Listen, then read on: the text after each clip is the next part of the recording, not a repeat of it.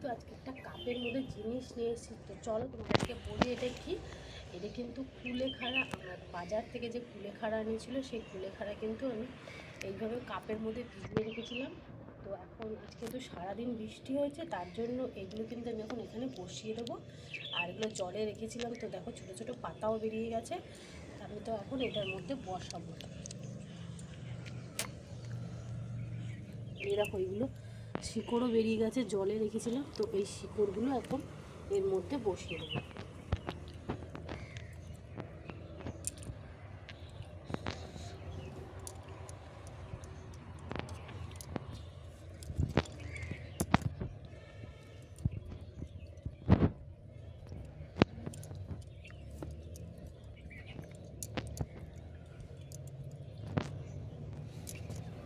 শিকড় হয়ে গেছে কি সুন্দর।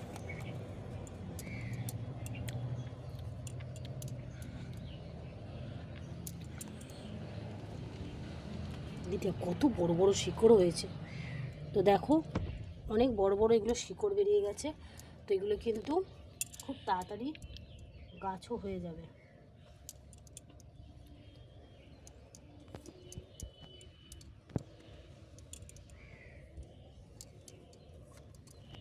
আমি কিন্তু পুরো এগুলো লাইন দিয়ে বসিয়ে দিচ্ছি।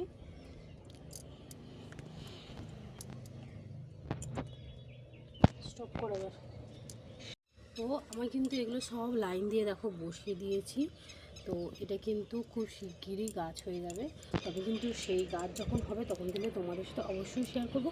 আর তার আগে যে আমি এইখানে বসিয়েছিলাম দেখো, এগুলো হচ্ছে কলমি শাক। আমি কিন্তু এটা দানা বসিয়েছি, দূরে যা, এটা কিন্তু আমি দানা বসিয়েছিলাম। তো দানা বসানোর পরে দেখো কত সুন্দর গাছ বেরিয়ে গেছে। আমি কিন্তু বাজার থেকে দানা কিনে এনেছি, কিনে এনে কিন্তু এগুলোকে বসিয়েছি। তো এই দেখো কত সুন্দর ছোট ছোট ছোট ছোট কত সুন্দর গাছ বেরিয়েছে। ভালো করে দেখো,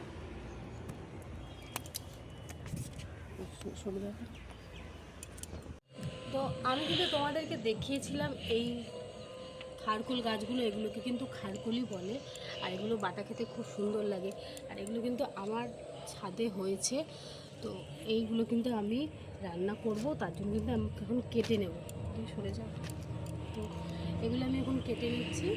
তো এগুলো রান্না করব তো রসুন শুকনো লঙ্কা দিয়ে। তো আমি তারপর এগুলো এখন কেটে নিচ্ছি। সামনে এগুলো, তো এগুলো কিন্তু আমি রান্না করব।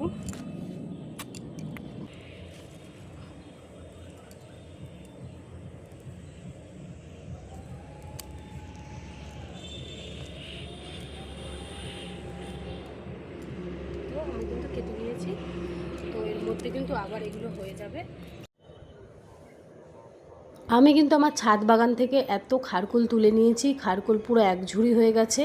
আজকে কিন্তু এই খারকুলগুলো রান্না হবে। আর আমার ব্যালকনিতেও কিছু গাছ আছে, তোমরা দেখেছিলে আগের ভিডিওতে। ব্যালকনিতে একটা পুঁইশাক গাছ অনেক বড় লম্বা হয়ে গেছে, পুঁইশাক গাছটা কিন্তু আজকে কেটে নেব। তো বাড়িতে কিন্তু এরকম কিছু গাছ থাকলে কিন্তু মনের ইচ্ছা মতো সব কিছু রান্না করে খাওয়া যায়। আর পুঁইশাক তো খেতে আমার খুবই ভালো লাগে, একটু চিংড়ি মাছ দিয়ে কুমড়ো দিয়ে। তো আজকে কিন্তু সেই রেসিপিটাই রান্না হবে। আর পুঁইশাক গাছটা এতটাই বড় হয়ে গেছিলো যে এটাকে কেটে দিলে আবার সাইড দিয়ে অনেক ডাল বেরোবে, তার জন্য কিন্তু আজকে পুঁইশাক গাছটা কেটে নেব। তো আমার এই রকম ছাদের ভিডিও, ছাদ বাগানের গাছের ভিডিও তোমাদের কেমন লাগছে অবশ্যই কমেন্ট করে জানিও। তো আজকের মতো ভিডিওটা কিন্তু এখানেই শেষ করছি। দেখা হবে তোমাদের সাথে নেক্সট ভিডিওতে।